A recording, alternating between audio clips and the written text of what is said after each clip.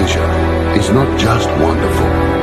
Indonesia is a wonderland. Kota baru dunia berbeda, berbeda bagaimanapun di Nusantara, bagaimanapun di Nusantara. Sayang sayang si patokaan, matego tego gorokan sayang. Sayang sayang si patokaan, matego tego gorokan sayang. Sajujur, imanam kumi sabab parisam muna keke, sa muna keke.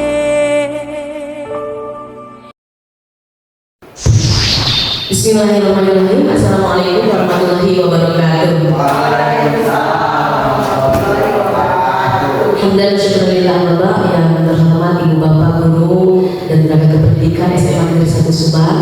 Semoga Allah muliakan, amin ya rabbal alamin. Puji dan syukur mari kita panjatkan kehadirat Allah Subhanahu wa taala yang telah memberikan kesempatan bagi kita semua, sehingga pada kesempatan kali ini alhamdulillah Ibu Bapak telah bisa duduk bersama saya untuk melaksanakan ataupun menyelesaikan kegiatan saya di aksi nyata modul 1.4 ini.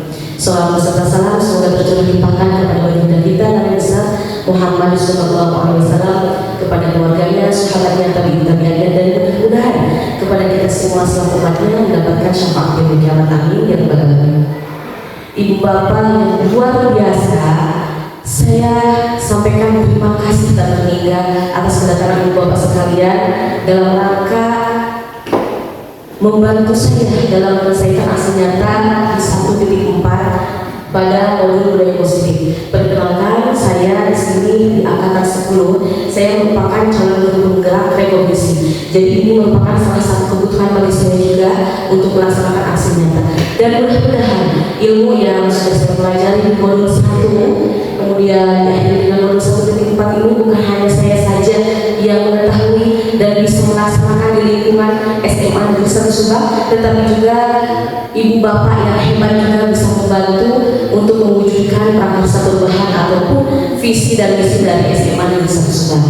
Baik Ibu Bapak sekalian, untuk kesempatan kali ini kita akan mengenali atau mengingatkan. Mohon maaf sebelumnya saya bukan mengajari ataupun menggurui. Saya di sini hanya berbagi keilmuan yang sudah dipelajari di pendidikan guru penggerak angkatan ke-10 ini. Budaya positif di latar belakangi karena apa sih? Kenapa sih kita harus melaksanakan budaya positif? Suksesnya pendidikan Indonesia tidak lepas dari suksesnya peserta didik. Begitupun suksesnya peserta didik ditentukan pula dari bagaimana pendidik mampu menjadi pahlawan terbaik bagi muridnya. Dengan menerapkan budaya positif, diharapkan tujuan itu bisa dicapai dengan maksimal. Oleh karena itu, menurut saya budaya positif ini sangat penting sekali untuk kita ketahui, kita pahami, dan kita laksanakan di lingkungan sekolah kita. Agar apa? Agar visi misi dari sekolah ini bisa berjalan dengan maksimal. Oleh karena itu, bukan hanya saya saja yang bisa melaksanakan ini, bukan hanya sebagian guru penggerak saja yang pernah mengikuti guru penggerak saja dalam melaksanakan modul 1.4 ini, tetapi diharapkan seluruh rekan-rekan guru yang hebat, yang luar biasa bisa menggerakkan untuk mewujudkan visi dan misi sekolah SMA Negeri 1 Subang, yang tentunya kita mempunyai keinginan dan harapan agar peserta didik kita menjadi peserta didik yang merdeka untuk dirinya, merdeka juga untuk lingkungannya, menjadi peserta didik generasi bangsa sesuai dengan harapan dan cita-cita oleh bangsa Indonesia. Selanjutnya, untuk budaya positif ini ternyata di angkatan 10 ini agak sedikit berbeda. Kalau di angkatan sebelumnya ada yang disebut dengan perubahan paradigma pendidikan. Nah, untuk angkatan 10 ini tidak dibahas perubahan paradigma pendidikan. Kenapa? Karena Ibu Bapak insya Allah sudah memahami bagaimana paradigma pendidikan, bahwasanya seorang pendidik itu tugasnya bukan hanya mengajar, tetapi juga bukan hanya pengajar, tetapi juga sebagai pendidik. Yang mana dalam paradigma pendidikan ini teaching and learning, mengajar dan belajar. Seorang guru bukan hanya mengajar, tetapi juga ia harus mampu belajar. Untuk apa? Untuk meningkatkan kompetensinya sebagai guru. Bagaimana peserta didik bisa memiliki pemikiran yang luar biasa apabila pendidiknya ataupun gurunya tidak mau untuk meningkatkan kompetensi. Oleh karena itu paradigma pendidikan sangat penting sekali. Nah, kemudian di sini saya tidak akan membahas tentang paradigma pendidikan, tetapi langsung saja konsep inti budaya positif. Yang mana konsep ini terdiri yang pertama disiplin positif dan nilai-nilai kebajikan, kemudian teori motivasi, hukuman dan penghargaan, kemudian keyakinan kelas, kebutuhan dasar manusia dan dunia berkualitas, posisi kontrol dan segitiga restitusi. Ini sangat luar biasa sekali yang perlu kita pahami, dan insya Allah semoga kita semua bisa melaksanakan di lingkungan sebangsa. Disiplin positif dan nilai-nilai kebajikan. Terkait disiplin positif dan nilai-nilai kebajikan, alangkah lebih utamanya apabila kita mengetahui terlebih dahulu apa itu disiplin positif. Namun sebelum ke disiplin positif, saya ingin mengajak ibu bapak sekalian untuk bermain peran sedikit ya. Ibu bapak sudah ada pasangan ya sebelah ibu bapak sekalian. Silahkan ibu bapak bisa berhadapan dengan teman sebangkunya. Iya, Bu Mega dengan Pak Sarwa bisa berhadapan. Bu Yeni dengan Bu Nesha, Pak Tupel dengan Pak Ustadz Sufi dan Pak Diki bisa ya. Silahkan, dan teman-teman yang lainnya silahkan. Ini berhadapan, nanti bergantian. Jadi begini, ibu bapak sekalian, sekarang genggamkan tangan, salah satu saja. Genggamkan tangan sendiri, bukan dengan teman. Oh, saya memberi penjelasannya kurang. Silahkan genggamkan tangan satu kepala. Anggap yang berada dalam genggaman tangan kita itu adalah sesuatu yang sangat berharga bagi kehidupan kita. Dan teman yang satunya lagi mencoba merayu, membujuk ataupun memaksa kepada teman yang sedang menggenggam itu untuk bisa membuka. Silahkan coba praktekkan dan nanti bergantian ya. Menggenggam sesuatu yang sangat berharga bagi kehidupan ini. Kemudian Indonesia mencoba memaksa, merayu ataupun mengintimidasi ataupun memaksa dia agar membuka pegangan tersebut. Silakan nanti praktekkan dan bergantian. Saya beri kesempatan 10 detik ya. Silakan saling bergantian.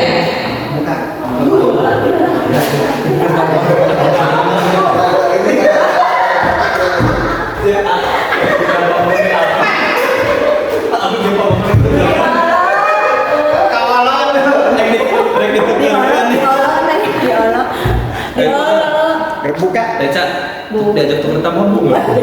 Itu tangannya itu lagi buka itu.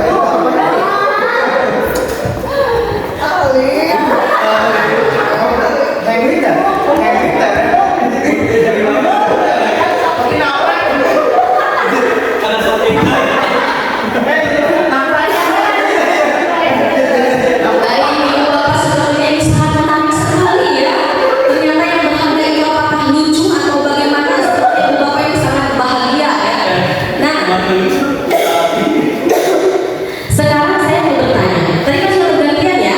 Menurut ibu bapak, apakah hal yang berharga yang berada di tangan ibu bapak itu, yang berada di kepala ibu bapak itu, apakah dibuka? Dibuka tidak? Tidak. Meskipun dipaksa, meskipun dirayu, apakah dibuka? Tidak. Kenapa tidak dibuka? Berharga. Oke, jawabannya berharga. Pasti di lawannya dulu sama kan? Karena berharga. Tidak maulah hal yang berharga untuk kehidupan diberikan kepada orang lain. Lalu pertanyaan yang berikutnya, siapa sih sebenarnya yang mengontrol genggaman kita?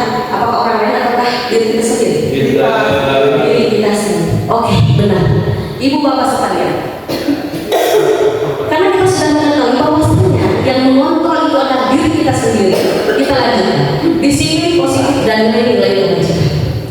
Ini untuk kontrol ini tetap diingatkan atau stimulasi ini harus akan berpengaruh terhadap materi selanjutnya. Nah, menurut Dr. William Weston, ini seorang psikiater dari Amerika mengatakan bahwasanya ada 4 ilusi kontrol. Yang pertama ilusi guru mengontrol murid. Ketika guru mengontrol murid, bisa jadi murid tersebut mengikuti apa yang diinginkan. Tapi hakikatnya murid itu tidak bisa, tidak mau dikontrol karena ia mempunyai kontrol sendiri. Yang terkadang yang tidak disukai murid itu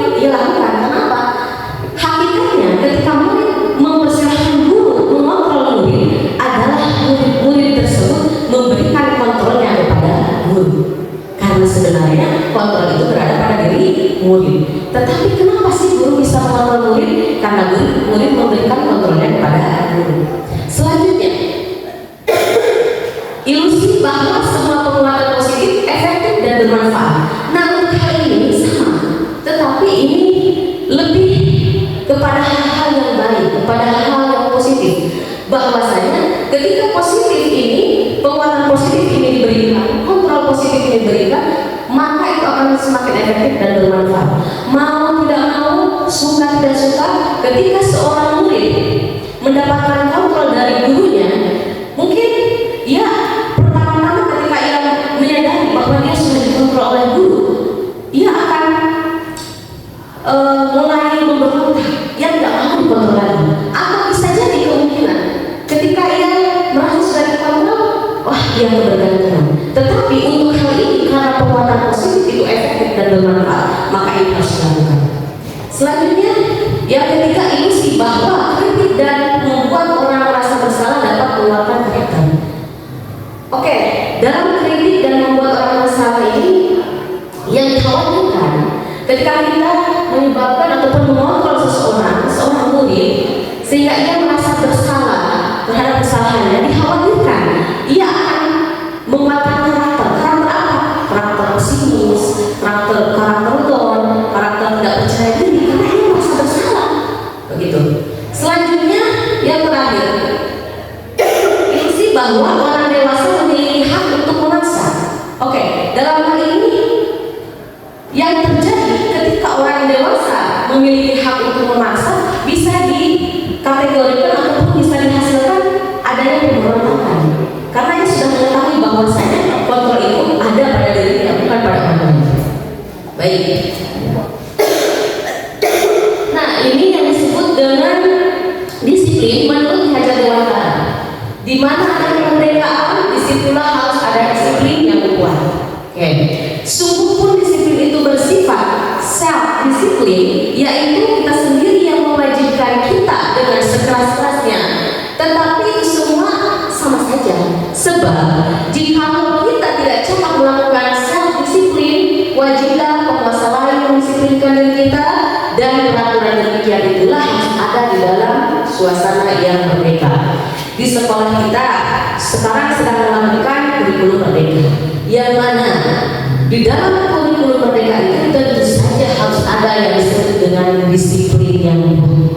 Lalu bagaimana disiplin itu bisa terjadi? Karena disiplin itu, tetapi tadi sudah disampaikan, harus ada dari kontrol sendiri, harus ada motivasi intrinsik, intrinsik, bukan motivasi ekstrinsik. Untuk motivasi ini akan kita bahas selanjutnya. Untuk kata disiplin sendiri, menurut Diana, bahwa disiplin itu berasal dari bahasa Latin disciplina, yang artinya belajar. Kata disiplina juga berasal dari kata-kata yang sama dengan disiplin atau murid atau pengikut. Nah, untuk menjadi seorang murid atau pengikut, seseorang harus paham betul alasan mengapa mereka mengikuti suatu aliran ajaran tertentu, sehingga motivasi yang terbangun adalah motivasi intrinsik. Ini perlu digarisbawahi ya, intrinsik, nanti kita akan mempelajarinya, bukan ekstrinsik. Nah, ini dalam bukunya Restructuring School Discipline menurut Diana Charles Wilson pada tahun 2001. Beliau merupakan pendidik dari Kanada. Nah, setelah disiplin itu tumbuh, apa sih disiplin itu akan menghasilkan apa? Apa sih yang diharapkan dari disiplin itu? Inilah ibu bapak sekalian, untuk menghasilkan nilai-nilai kebajikan universal. Kebajikan universal itu apa? Yaitu yang disepakati bersama, lepas dari suku bangsa, agama, bahasa maupun latar belakangnya. Jadi tidak ada diskriminasi. Di sini semuanya rata untuk nilai-nilai kebajikan. Contohnya apa? Sekarang kita yang sudah diterapkan ada profil pelajar Pancasila. Yang pertama, beriman pertama kepada Tuhan Yang Maha Esa dan berakhlak mulia. Kemudian yang kedua, berkebinekaan global. Yang ketiga, gotong royong. Yang keempat, mandiri. Yang kelima, bernalar kritis. Dan yang keenam, kreatif. Nah, inilah salah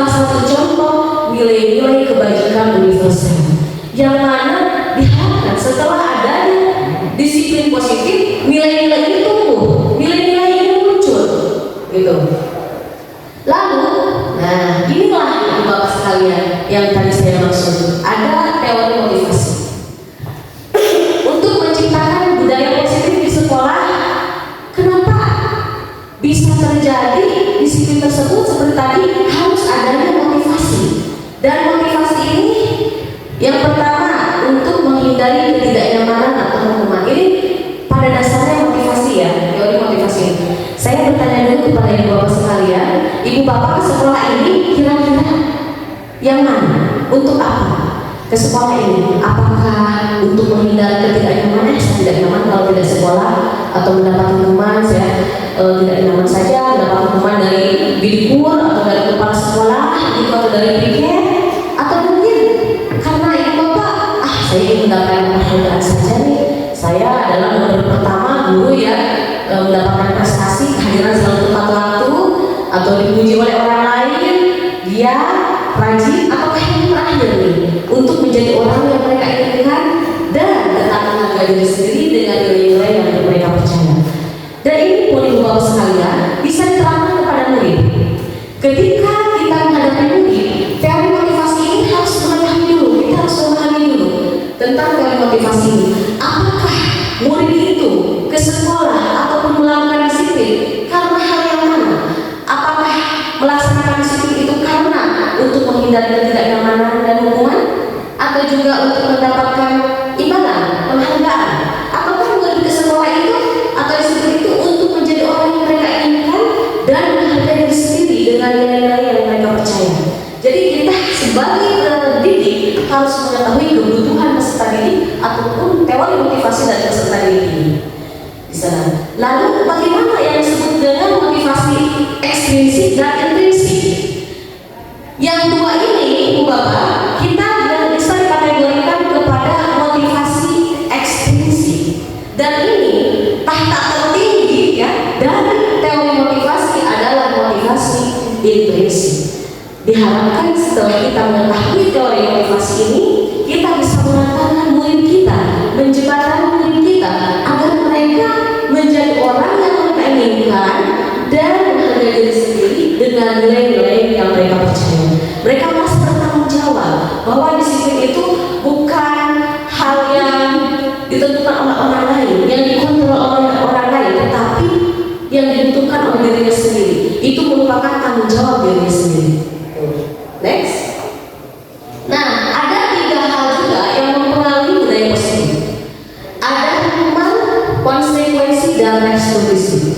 Kira-kira di sekolah kita ataupun kita minimal ketika di kelas, manakah yang kita gunakan? Manakah yang selalu kita pakai? Yang pertama hukuman. Hukuman itu bersifat tidak terencana atau tiba-tiba. Kemudian anak atau murid tidak tahu apa yang akan terjadi dan tidak dilibatkan. Jadi hanya satu arah dari guru saja, tanpa adanya murid memberikan kesempatan kepada murid apa yang harus dia lakukan, begitu. Ataupun diskusi dengan murid, hukuman yang seperti apa yang diinginkan. Jadi ini identiknya satu apa. Nah, kemudian hukuman yang diberikan bisa berupa fisik maupun psikis. Murid atau anak disakiti oleh suatu perbuatan atau kata-kata. Ini identik dengan hukuman. Jadi ketika kita memberikan yang berupa fisik maupun psikis yang menyakiti dengan perbuatan ataupun kata-kata kita kepada murid, berarti maksudnya adalah hukuman. Lalu yang kedua konsekuensi. Konsekuensi ini sudah terencana atau sudah disepakati, sudah dibahas dan disetujui oleh murid dan guru. Umumnya bentuk-bentuk konsekuensi ini dibuat oleh guru atau sekolah, dan murid sudah mengetahui sebelumnya konsekuensi akan diterima bila ada pelanggaran. Kira-kira contohnya apa Bapak kalau di sekolah untuk konsekuensi ini? Tata tertib, ya betul. Karena kan ini sudah disepakati, sekolah sudah membuat aturan dan guru mengetahui konsekuensi apa yang dia dapatkan apabila dia tidak melakukan hal tersebut ataupun melanggar hal tersebut. Yang ketiga, restitusi. Nah, kalau restitusi sendiri itu proses menciptakan kondisi bagi murid untuk memperbaiki kesalahan mereka, sehingga mereka bisa kembali pada kelompok mereka dengan karakter yang lebih kuat. Jadi ketika kita melakukan restitusi ini tidak memilah inilah murid yang mohon maaf kategori nakal, atau kurang baik, itu mereka akan berada pada kelompok yang digambar. Tetapi untuk restitusi ini malah kita sebagai guru mengantarkan murid tersebut kepada kelompok mereka sendiri, misalkan kepada kelompok kelasnya kembali dengan karakter yang lebih kuat. Nah, kemudian restitusi juga merupakan proses kolaboratif yang mengajarkan murid untuk mencari solusi untuk masalah mereka dan membantu murid berpikir tentang orang seperti apa yang mereka inginkan dan bagaimana mereka harus memperlakukan orang lain. Nanti kita simak di 5 kontrol guru sebagai contoh dari hukuman, konsekuensi, dan restitusi. Inilah Ibu Bapak bisa membaca, menyimak perbedaan antara hukuman, konsekuensi, dan juga restitusi. Jadi intinya, kalau hukuman itu murid atau anak belajar menyembunyikan masalah, sedangkan konsekuensi murid atau anak belajar taat aturan karena tahu konsekuensinya ketika kita melanggar. Jadi anak itu belajar taat pada aturan. Sedangkan restitusi, murid itu atau anak belajar memecahkan masalah. Ketika mendapatkan masalah, dia belajar bagaimana cara memecahkan masalah ini. Sedangkan hukuman ada lagi di sini, Bapak bisa melihatnya, mencoba mengontrol anak dengan penguatan negatif, atau ia harus membayar impas atas kesalahan yang dibuat. Konsekuensi, mencoba mengontrol anak dengan penguatan positif, dan restitusi, anak paham bahwa dirinya sendiri yang pegang kendali kontrol. Ini kembali tadi ke awal, bahwasanya kontrol itu dipegang oleh dirinya sendiri. Kemudian hukuman, dampak pada murid ketika mendapatkan hukuman itu bisa saja murid jadi marah, merasa bersalah, rendah diri, atau mungkin mengasihkan diri. Sedangkan untuk konsekuensi itu murid akan kehilangan hak, waktu jeda seorang diri atau time out, kemudian penahanan atau detention. Nah, sedangkan restitusi sendiri, ini murid atau anak itu tidak kehilangan waktu, namun bersemangat untuk memperbaiki diri. Nah, selanjutnya kalau hukuman itu tiba-tiba tidak diharapkan atau sangat melukai, hukuman itu cirinya ya. Dan untuk konsekuensi sudah diketahui, kalau tadi sudah diketahui itu peraturan seperti apa dan konsekuensinya itu seperti apa, itu sudah diketahui lalu masuk akal. Sedangkan restitusi ini berupa undangan untuk mengadakan restitusi. Nanti kita akan bahas ada segitiga restitusi ya. Baik, Bapak sekalian, itu diantaranya perbedaan hukuman, konsekuensi, dan restitusi. Di sini ada lebih tepatnya hukuman itu sifatnya negatif, lalu konsekuensi netral, dan restitusi positif. Kira-kira setelah kita mempelajari 3 hal ini, berarti apa yang harus kita ambil? Apakah hukuman, konsekuensi, atau restitusi? Restitusi. Dan kita selama ini menggunakan yang mana kira-kira ini Bapak? Contoh ya, nih contoh ada pertanyaan kalau hukuman ini begini, peraturannya adalah kamu harus, misalkan peraturannya adalah kamu tidak boleh membawa HP ke sekolah, kamu harus dihukum membersihkan kamar mandi, misalkan ini hukuman. Pertanyaan contoh hukuman. Kemudian kalau konsekuensi, apa peraturannya? Mampukah kamu melakukannya? Terima kasih. Atau kita tanya, apa peraturannya di sekolah? Boleh tidak memakai baju di rumah? Itu ini konsekuensi. Kalau restitusi adalah apa yang kamu yakini. Kenapa? Apa yang kamu yakini? Karena ini nanti kita akan membuat juga semacam keyakinan merasa. Kalau di sini apa yang kamu yakini? Apa yang bisa kamu lakukan untuk memperbaiki masalah ini? Lebih kepada solusi. Kira-kira nih, sekarang kamu kesiangan ya. Contoh misalkan sekarang nih kalau yang ini misalkan kita ambil contohnya pada kesiangan. Peraturannya adalah ketika kamu kesiangan HP harus diambil misalkan. Kemudian itu hukuman. Sedangkan kalau konsekuensi kalimatnya itu yang membedakan dengan kalimatnya. Apa peraturannya? Mampukah kamu melakukan? Apa peraturannya kalau kesiangan? Jadi bertanya kepada murid, murid tahu ya kalau saya kesiangan lebih dari 5 menit, saya harus begini konsekuensinya. Mampukah kamu melakukannya? Ketika kesiangan kamu harus apa? Jadi yang menjawab adalah diri sendiri. Oh, saya harus memberikan HP ini kepada wakase kesiswaan. Mampukah kamu melakukannya memberikan HP? Ya, ini kan konsekuensi saya. Gitu, itu konsekuensi. Lalu kalau restitusi, apa yang kamu yakini? Oh iya saya mendapatkan, oh ya saya salah kesiangan. Kemudian apa yang kamu lakukan untuk memperbaiki masalah ini yang digarisbawahi. Jadi diharapkan siswa itu mendapatkan solusi dari permasalahan yang mereka temukan. Kenapa sih? Apa yang kamu yakini? Iya saya kesiangan karena jalan menuju ke sekolah itu rusak. Berarti apa yang bisa kamu lakukan untuk memperbaiki masalah ini? Oh berarti saya harus berangkatnya lebih pagi. Jadi mereka itu menyelesaikan masalah oleh dirinya sendiri. Gitu. Ini memberikan kesempatan dan ini hal ini positif, termasuk restitusi. Ya. Kemudian ini ibu bapak sekalian, budaya positif yang selanjutnya keyakinan kelas. Kita berawal dari kelas terlebih dahulu ya. Ini bisa digunakan ketika kita mengajar juga keyakinan kelas ini. Dan syarat keyakinan kelas itu tidak usah banyak-banyak, hanya beberapa poin saja yang penting bisa ditaati. Dan keyakinan kelas ini dibuat bukan hanya satu arah, bukan hanya oleh guru saja, tetapi semua siswa dilibatkan. Misalkan anak-anak sekarang kita sebelum belajar maka kita membuat keyakinan kelas. Kira-kira selama pelajaran kita apa nih keyakinan kelas kita? Misalkan ibu dulu ya, ibu memberikan keyakinan kelas. Bagaimana kalau kita belajar fokus sepenuh hati, jiwa raga di sini? Kemudian siswa mengatakan kalau mau keluar izin dulu. Itu kan keyakinan kelas mereka yang bikin. Kemudian ketika mereka melanggar keyakinan kelas tersebut, mereka tahu gitu. Karena keyakinan kelas ini yang harus dilakukan ataupun yang harus dilaksanakan. Dan intinya keyakinan kelas ini dibuat bersama-sama, bukan satu arah. Nah kemudian harus seperti apa keyakinan kelas itu? Yang pertama, keyakinan kelas ini bersifat lebih abstrak daripada peraturan yang lebih rinci dan konkret, ini lebih abstrak, lebih nyata. Lalu keyakinan kelas ini berupa pernyataan-pernyataan yang universal.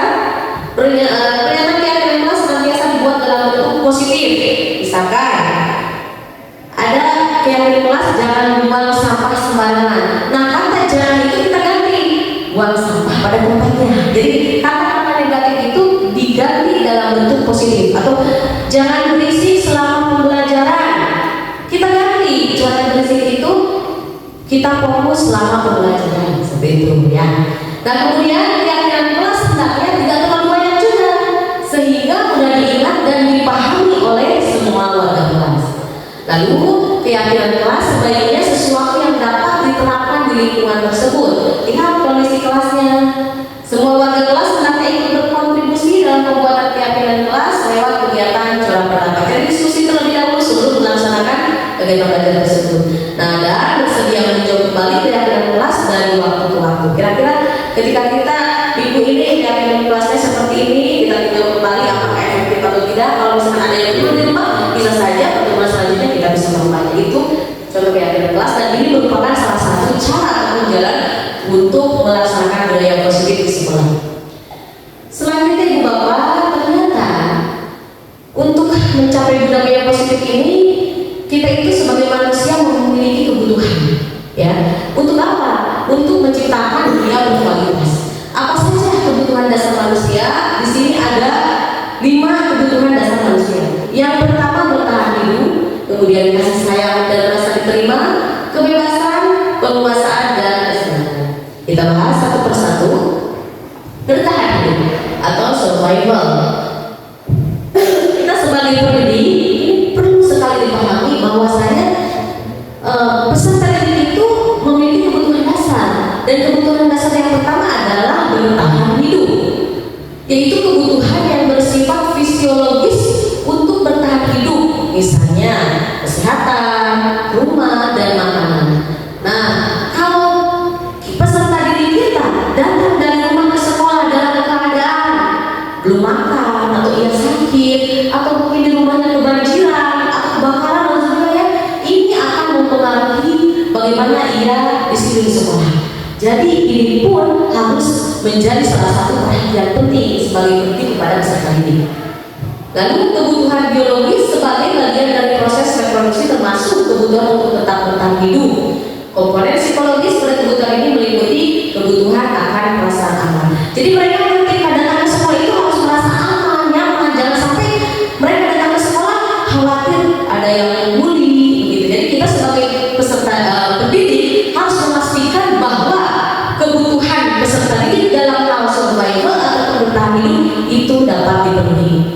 Nih, ini bertahan hidup. Selanjutnya, kasih sayang dan rasa terima. Ini semua manusia sebenarnya memiliki kebutuhan dasar ini, ya.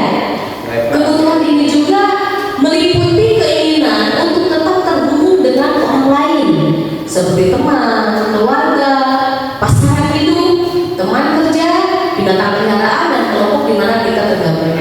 Peserta didik ini membutuhkan sekali yang namanya kasih sayang dan rasa diterima.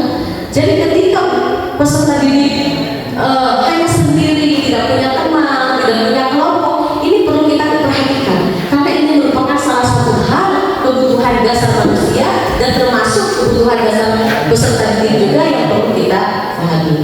Selanjutnya, penguasaan ataupun kebutuhan pengakuan atas kemampuan.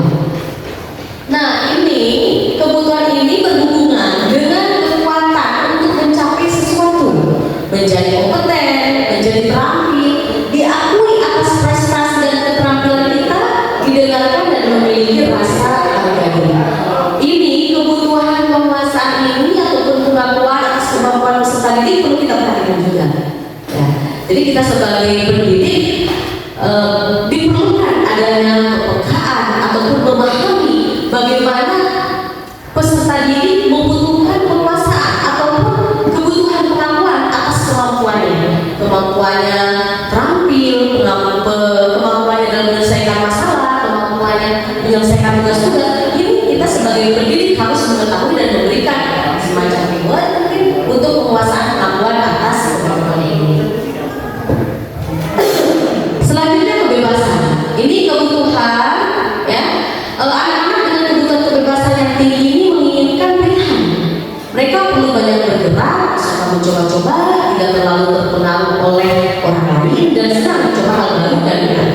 Dan untuk kurikulum merdeka ini yang luar biasanya, Bapak, kita memberikan kesempatan kepada peserta didik atau diferensiasi learning, memberikan kesempatan kepada peserta didik untuk melakukan, ya, untuk melakukan hal-hal yang dia ingin coba tanpa kebebasan tersebut, tanpa membebaskan sepenuhnya.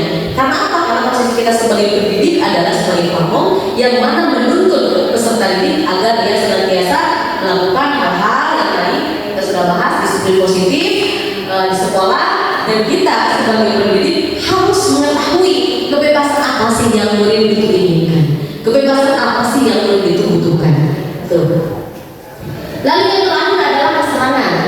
Nah, kebutuhan untuk merasa senang.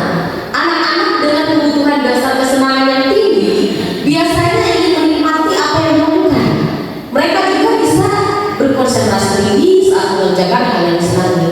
Jadi kita akan berpihak kepada murid menjadikan sekolah itu aman dan nyaman kepada peserta didik untuk melakukan kegiatan atau aktivitas belajarnya di situ. Baik. Selanjutnya ini Bapak sekalian, kita sebagai guru, sebagai pendidik, dari budaya positif sendiri yang selanjutnya adalah posisi kontrol. Ada 5 posisi kontrol. Kira-kira kita masuk yang mana? Apakah penghukum atau pembuat rasa bersalah, atau kita sebagai teman, sebagai pemantau, ataukah sebagai manajer? Nah, kita saksikan video berikut ini.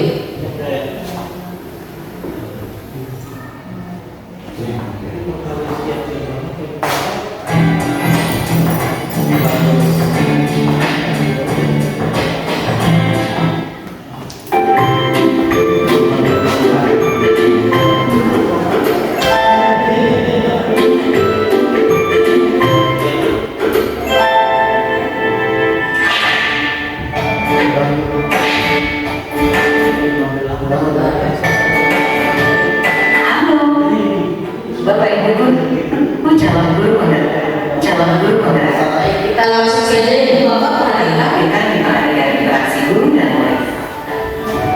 Silakan menonton dan merefleksikannya.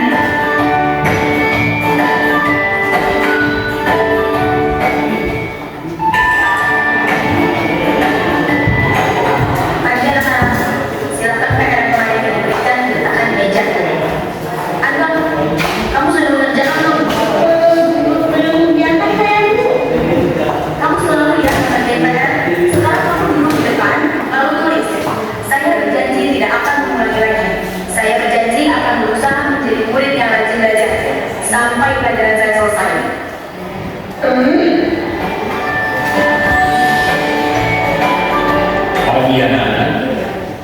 Hari ini ada tugas ya. Ada yang belum mengerjakan? Anton, kamu sudah mengerjakan? Belum, Pak. Kamu nggak ngerjain tugas ya? Kamu mau jadi apa nanti? Kamu lihat sekolah ya sih? Coba bayangkan orang tua betapa kecewanya sama kamu. Kamu itu sudah kelas 5, harusnya bertanggung jawab sama dirimu sendiri.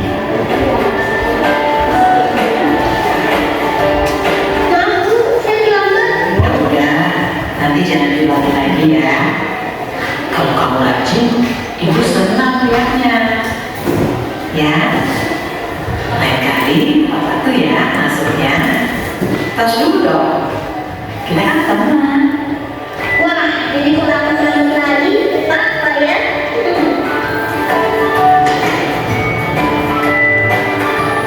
Kamu kok gak pakai baju olahraga? Bapak catat kamu sudah 3 kali loh gak ikut olahraga bulan ini. Iya, Pak.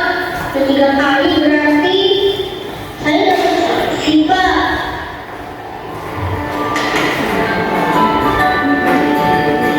Ini, Bu, saya mengumpulkan tugas. Maaf ya, Bu, saya telah mengumpulkan tugas. Kenapa kamu terlambat mengumpulkan tugas? Iya, Bu. Saya kalau sore pergi dulu jaga warung. Gak sempat kerjain tugas. Kira-kira nih, apa yang bisa kamu perbaiki supaya kamu bisa mengerjakan tugas tepat waktu? Coba, kapan biasanya kamu membantu ibu jualan? Sebenarnya sampai di mana, Bu? Bagaimana kalau kamu membuat jadwal? Kapan kamu akan mengerjakan tugas? Oh gitu ya, Bu. Saya coba deh, Bu. Terima kasih, Bu. Ibu bapak sekalian, sebelum kita melanjutkan pembahasan dari video yang sudah kita tonton, alangkah baiknya nih kita sedikit terlebih dahulu ya. Baik, ibu bapak, ketika saya bilang selamat pagi, tepuknya 1 kali. Selamat siang, tepuknya 2 kali. Selamat malam, tidak tepuk ya. Coba konsentrasi. Selamat siang. Selamat pagi. Selamat malam. Oh, alhamdulillah ternyata fokus luar biasa. 1 kali lagi ya ibu bapak ya. Ibu bapak silahkan ikuti apa yang saya katakan ya. Ikuti apa yang saya katakan. Ayam-ayam. Ayam bebek. Bebek bebek. Ayam-ayam. Ayam bebek. Coba berapa jumlah ayam? Coba berapa jumlah ayam? Oke, betul. Berapa jumlah ayam? Alhamdulillah, ternyata meskipun masih agak berpikir ada yang konsentrasi ya. Baiklah, kalau begitu kita lanjutkan langsung saja ya. Dilihat dari situasi dan kondisi begitu ya. Jadi apakah kita itu harus menjadi penghukum, pembuat rasa bersalah, teman, pemantau, atau manajer? Biasanya yang paling banyak itu yang mana? Kita seringnya penghukum. Oh, penghukum. Nah, sedangkan penghukum tadi itu kemana nih jalurnya? Baik, kita bahas satu persatu ya ibu bapak. Ini jadi kita posisi kontrol ini harus memiliki ataupun 5 posisi kontrol yang kita miliki. Ada 5, yang pertama sebagai penghukum. Dan penghukum ini sepertinya ibu bapak sudah menguasai sekali ya, karena tadi sudah bisa menjawab penghukum. Dan kemudian penghukum ini mungkin sudah terbiasa. Gitu. Kemudian ada membuat rasa bersalah, teman, pemantau, dan manajer. Selanjutnya kita bahas satu persatu. Nah, sebagai penghukum, contohnya sebagai penghukum itu ada kata ataupun bahasa begini: patuhi aturan saya atau awas. Kalau kamu tidak mengikuti aturan saya, awas tidak akan naik kelas. Awas semuanya di bawah KKM gitu ya. Kamu selalu saja salah. Udah ibu ulangi berkali-kali, sudah ibu terangkan berkali-kali, ini kamu belum ngerti juga. Kemudian selalu pasti selalu yang terakhir selesai. Kenapa sih selalu saja yang berakhir? Makanya ketika belajar itu konsentrasi, fokus. Nah ini kata-kata yang diungkapkan oleh penghukum. Saya tidak akan bertanya, silakan saja ibu bapak sendiri bertanya kepada diri sendiri ya. Saya juga sama, apakah ini selalu ada pertanyaan ini selalu ada pada diri kita atau tidak? Nah, guru seperti ini senantiasa percaya ada satu cara agar pembelajaran bisa berhasil, yaitu cara saya. Murid saya yang bisa membuat murid saya sukses atau tidak, bisa pelajaran atau tidak, itu saya yang tahu. Nah, itu sebagai pengukur. Kemudian kalau pembuat rasa bersalah, bagaimana nih? Pada posisi ini biasanya guru akan bersuara lebih lembut. Jadi lembut dulu ya. Kemudian pembuat rasa bersalah ini akan menggunakan keheningan yang membuat orang lain merasa tidak nyaman, bersalah atau rendah diri. Jadi seolah-olah murid itu menunggu apa sih yang akan guru itu sampaikan. Udah ada rasa takut nih dalam diri saya, karena guru itu membuat suatu momen ataupun jeda dalam momen tersebut ketika akan memberikan suatu ungkapan kepada siswa. Nah, contohnya kata-kata yang keluar dengan lembut itu kan seperti ini. Ibu sangat kecewa sekali dengan kamu. Ibu sangat kecewa sekali dengan kamu. Kok bisa-bisanya sih kamu begitu? Kemudian berapa kali Bapak harus memberitahu kamu ya? Nah, itu dalam membuat rasa bersalah. Kemudian ada lagi, gimana coba kalau orang tua kamu itu tahu kamu berbuat begini?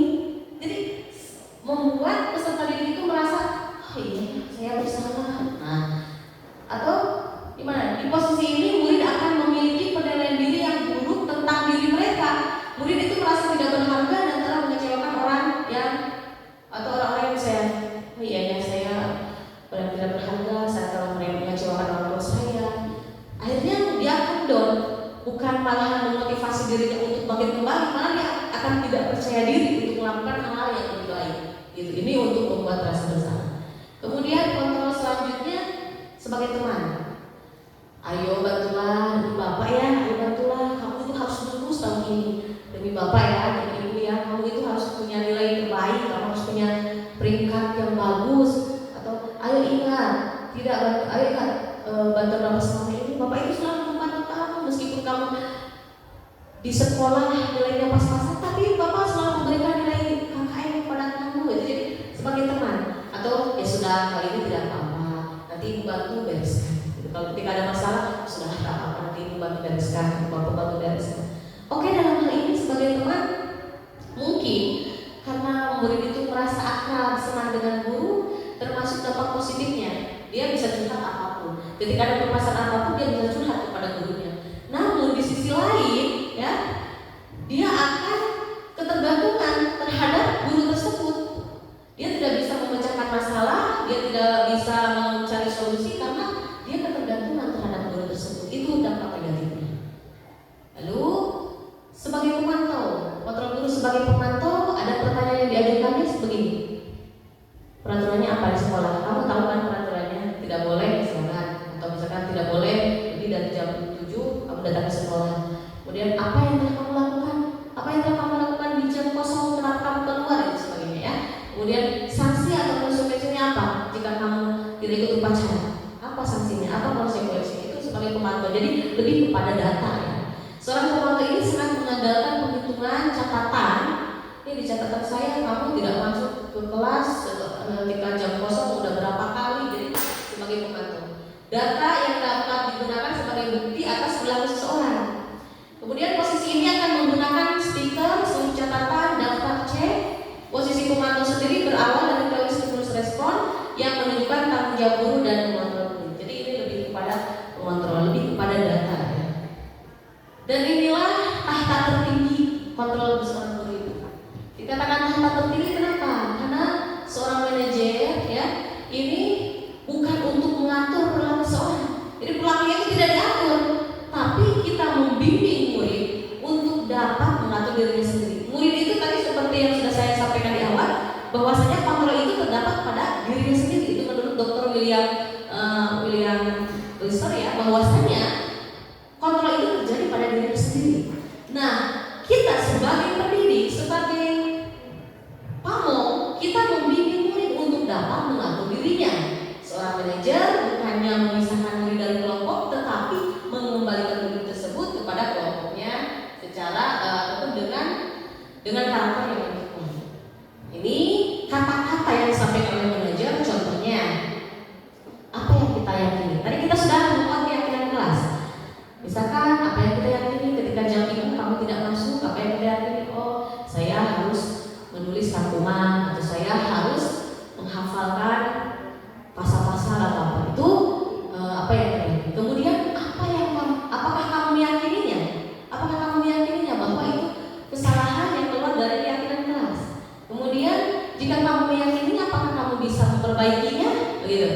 Atau apakah kamu meyakini bahwa kamu melakukan kesalahan, kemudian kamu bersedia memperbaikinya? Nah, kemudian ada lagi pertanyaan, jika kamu memperbaiki ini, hal ini menunjukkan apa tentang dirimu? Ketika kamu memperbaiki kesalahan itu, kira-kira menunjukkan apa? Bahwa kamu itu seorang apa sih? Seorang yang bertanggung jawab, yang disiplin, atau bagaimana? Lalu ini yang lebih fokus adalah apa rencana kamu untuk memperbaiki hal ini. Jadi ini adalah solusi yang semacam pertanyaan pemantik agar solusi itu bisa ditemukan oleh siswa. Jadi itulah sebagai manajer fungsinya adalah membimbing murid untuk dapat mengatur dirinya sendiri. Nah, selanjutnya Bu Bapak, dalam budaya positif ini masih ada kaitannya dengan sebelumnya. Setelah kita tadi mengontrol, memiliki ataupun mengetahui bagaimana kontrol posisi guru, dan inilah saatnya kita melakukan segitiga restitusi. Ketika ada seorang siswa yang melakukan mohon maaf kesalahan ataupun hal-hal yang melanggar, maka kita harus melakukan dulu segitiga restitusi. Yang mana segitiga restitusi ini? Yang pertama menstabilkan identitas, yang kedua validasi tindakan yang salah, dan yang ketiga menanyakan keyakinan. Ini ada kaitannya. Setiap budaya positif yang tadi sudah sampaikan dari awal sampai akhir ini saling berkaitan, sehingga kita perlu memahami budaya positif yang disampaikan tadi. Nah, selanjutnya Bapak, yang pertama menstabilkan identitas atau stabilis di identity. Bagian dasar dari segitiga bertujuan untuk mengubah identitas anak dari orang yang gagal karena melakukan kesalahan menjadi orang yang sukses. Bukan orang yang gagal besoknya gagal lagi, tetapi menjadi orang yang gagal karena melakukan kesalahan menjadi orang yang sukses. Lalu bagaimana dong kita menstabilkan identitasnya dahulu? Contoh, ini ada kalimat yang diajukan ataupun pertanyaan yang diajukan guru terhadap peserta didik untuk menstabilkan identitas. Contohnya, tidak ada manusia yang sempurna. Kita berikan dulu prolog. Ketika ada seorang siswa yang melakukan kesalahan, sampaikan dulu, tidak ada manusia yang sempurna. Bapak Ibu tidak tertarik mencari siapa yang salah, tapi Bapak Ibu ingin mencari solusi dari permasalahan ini. Jadi kita buat suasana stabil dulu, menstabilkan identitas dulu. Jadi tidak seperti tadi penghukum langsung saja to the point. Kamu melakukan ini, kamu harus seperti ini. Gitu. Yang kedua, validasi tindakan yang salah. Biasanya ini guru menyuruh anak untuk menghentikan sikap yang tidak baik. Sudah berhenti kamu keluar pada jam kosong, tapi teori kontrol yang menyatakan bahwa itu tidak manjur. Kenapa? Masih ingat tadi Ibu Bapak? Karena kontrol itu berada pada diri sendiri. Begitu tidak bisa dikontrol oleh orang lain. Meskipun tadi kita sudah membahas ilusi guru mengontrol murid. Pada hakikatnya kontrol itu terdapat pada diri sendiri. Bisa jadi ketika murid itu dikontrol oleh guru, bisa jadi dia mengikuti kontrol tersebut, atau bisa jadi dia menolak, atau mungkin ia mengikuti kontrol dari guru yang mengikuti, tapi suatu saat ia bisa gimana? Bisa memberontak keluar dari kontrol itu, atau juga bisa jadi ia mengikuti terus kontrol yang diberikan guru, tetapi ia akan ketergantungan terhadap kontrol itu. Kalau ia tidak dikontrol oleh guru, ia akan kembali kepada hal yang negatif. Karena apa? Karena kontrolnya dikendalikan oleh orang lain, tidak ada kontrol pada dirinya sendiri. Sedangkan disiplin menurut Dr. William tadi yang dijelaskan bahwasanya disiplin itu tanggung jawab yang apa? Yang keluar dari dalam diri sendiri, atau motivasi intrinsik, bukan motivasi ekstrinsik, begitu. Bukan karena takut hukuman atau takut ketidaknyamanan atau karena motivasinya itu ingin mendapatkan penghargaan dari orang lain, tetapi dari dalam dirinya sendiri, karena kebutuhan dirinya sendiri, tanggung jawab dirinya sendiri. Oke, ini lanjut. Mungkin tindakan guru dengan memvalidasi sikap yang tidak baik seperti bertentangan dengan aturan yang ada, namun sebetulnya tujuannya untuk menunjukkan bahwa guru memahami alasan dibalik tindakan ini. Di sini perlu sekali memang kita sebagai guru, sebagai pendidik mengetahui bagaimana peserta didik itu secara lebih mendalam, sehingga harusnya ada kita hubungan ataupun komunikasi dengan peserta didik, dengan wali kelas, dengan orang tua juga, sehingga dengan validasi tindakan ini kita mampu melaksanakannya dengan maksimal. Contoh kalimat yang dilakukan dalam validasi tindakan, contohnya begini. Padahal kamu bisa melakukan yang lebih buruk dari ini ya.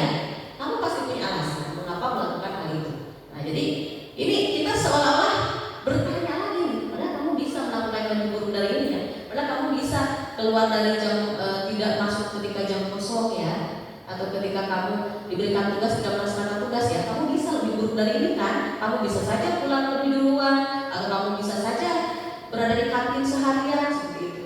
Kemudian kamu pasti punya alasan mengapa kamu melakukan itu, ya? Apa alasannya? Kita harus tanya dulu, gitu ya. Ini validasi tindakan yang salah. Selanjutnya yang ketiga, menanyakan keyakinan atau seek the belief. Nah, apakah kamu ingin menjadi orang yang sukses, bertanggung jawab, atau bisa dipercaya? Kebanyakan anak akan menjawab ataupun mengatakan iya, tapi mereka tidak tahu bagaimana caranya menjadi orang seperti itu. Guru dapat membantu dengan bertanya seperti apa jika mereka menjadi orang seperti itu. Ketika anak sudah mendapat gambaran yang jelas tentang orang seperti apa yang mereka inginkan, guru dapat membantu anak-anak tetap fokus pada gambaran tersebut. Jadi kita bisa bertanya, ini salah satu pertanyaannya begini, apa yang kita percaya sebagai kelas atau keluarga, gitu. Kemudian apa nilai-nilai umum yang kita telah sepakati, nilai-nilai ini umum seperti halnya tadi keyakinan kelas yang sudah dibahas. Kemudian apa bayangan kita tentang kelas yang ideal? Kelas yang ideal itu seperti apa sih? Yang muridnya rapi, rajin, aktif, kreatif, dan seperti itu. Kemudian kamu mau jadi orang yang seperti apa?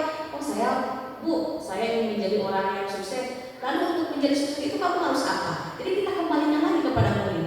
Ketika kita menghadapi murid ini untuk menanyakan keyakinan ini, sebenarnya perlu digarisbawahi solusi itu ada dari murid sendiri. Jadi semacam coaching terhadap murid untuk segitiga restitusi ini.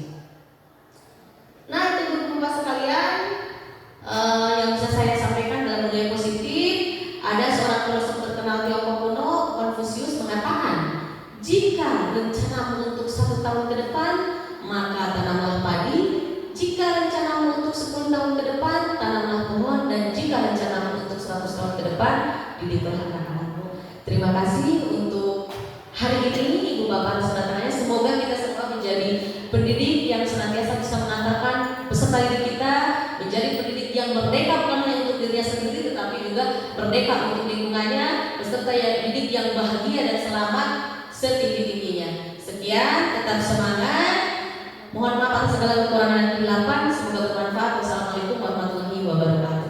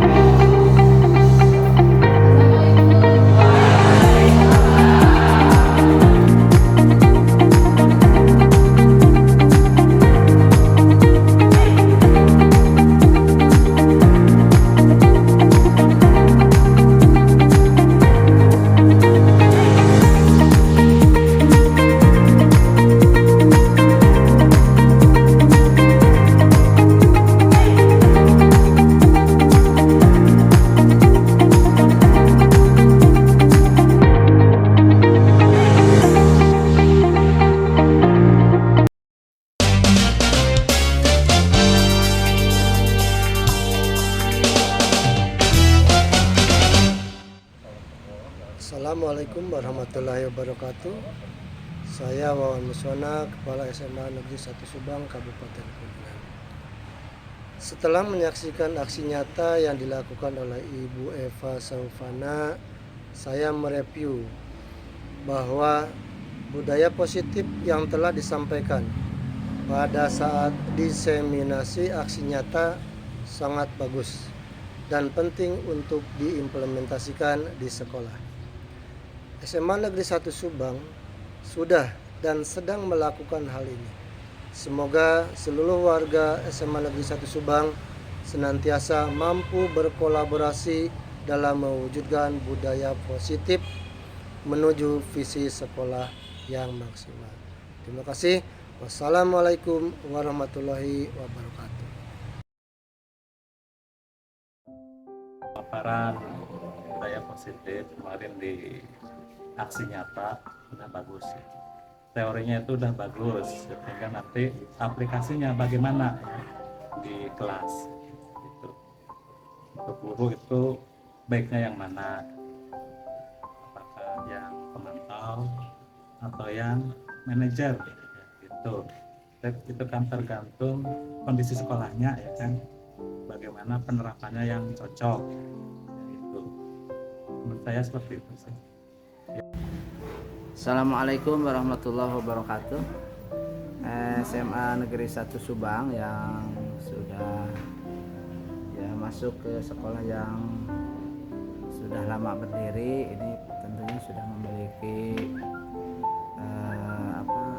kebiasaan atau tatanan-tatanan yang positif yang sudah dilaksanakan dan berkembang di SMA Negeri 1 Subang. Di antaranya yaitu di SMA Negeri 1 Subang senantiasa dilaksanakan kegiatan mulai dari jam 7.00 sampai jam 15 atau 15.30. Ini insya Allah penuh dengan semangat dan kedisiplinan yang tinggi, baik dari peserta didik ataupun dari para pendidiknya. Walaupun memiliki jarak tempuh yang jauh di antara peserta didik, ada yang dari Beres yang kira-kira kalau perjalanan menempuh 1 jam perjalanan. Nah ini ternyata mereka memiliki semangat yang tinggi. Jam 7 sudah siap untuk masuk ke sekolah dan melaksanakan kegiatan pembelajaran. Kegiatan disiplin ini merambah ke kegiatan-kegiatan yang lainnya dan alhamdulillah di antara peserta didik kami ya para lulusannya setelah lulus dari SMA Subang yang tidak kuliah pun itu senantiasa produktif dan tidak memilah-milah pekerjaan apa yang penting halal. Mereka senantiasa produktif untuk menghasilkan sebagai bentuk aplikasi dari atau hasil dari proses pembelajaran selama 3 tahun di SMA Negeri 1 Subang. Jadi intinya SMA Negeri 1 Subang memiliki sikap disiplin dan semangat yang tinggi dalam melaksanakan kegiatan pembelajaran di sekolah. Sementara itu terima kasih ya, mungkin yang lain bisa mengemukakan yang lainnya, hanya saya sendiri melihat dari sisi itu gitu ya. Terima kasih. Akhirul kalam, wassalamualaikum warahmatullahi wabarakatuh. Untuk materi budaya positif yang kemarin disampaikan oleh Ibu Eva dalam diseminasi aksi nyatanya sudah baik ya, sudah bagus. Hanya mungkin untuk implementasi di sekolah ini perlu sekali kolaborasi dari semua pihak, guru, siswa dan juga seluruh stakeholder di sekolah untuk mewujudkan budaya positif tersebut menjadi terwujud dengan lebih baik lagi. Terima kasih. Wabarakatuh. Dari hasil diseminasi kemarin budaya positif, alhamdulillah saya pribadi mendapatkan masukan baru terkait bagaimana kita sebagai guru berperilaku di kelas khususnya, bagaimana kita mentransferkan budaya positif ke siswa dan juga bagaimana menciptakan budaya positif minimal di kelas. Jadi terima kasih Bu Eva atas hasil kemarin, sangat berarti bagi kami. Terima kasih. Assalamualaikum warahmatullahi wabarakatuh. Budaya positif di sekolah salah satu poinnya yaitu disiplin positif dan nilai-nilai kebajikan. Nah, salah satu misalkan disiplin positif itu bagaimana anak bisa misalkan datang ke sekolah tepat waktu, kemudian tidak bolos ke kelas, anaknya ada di sekolah tapi misalkan tidak masuk. Nah, diusahakan misalkan anaknya harus masuk ke kelas, tidak untuk semangat untuk belajar.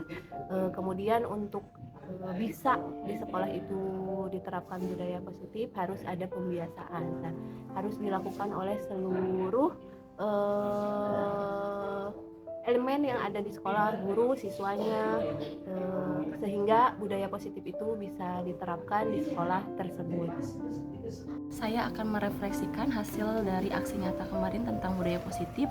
Menurut saya budaya positif itu sangat efektif untuk dilakukan di lingkungan sekolah, tapi untuk penerapannya mungkin tidak hanya bisa dilakukan oleh 1 atau 2 orang Bapak Ibu guru, tapi perlu adanya kolaborasi di antara semua unsur yang ada di lingkungan sekolah sehingga penerapan budaya positif bisa dilaksanakan dengan baik.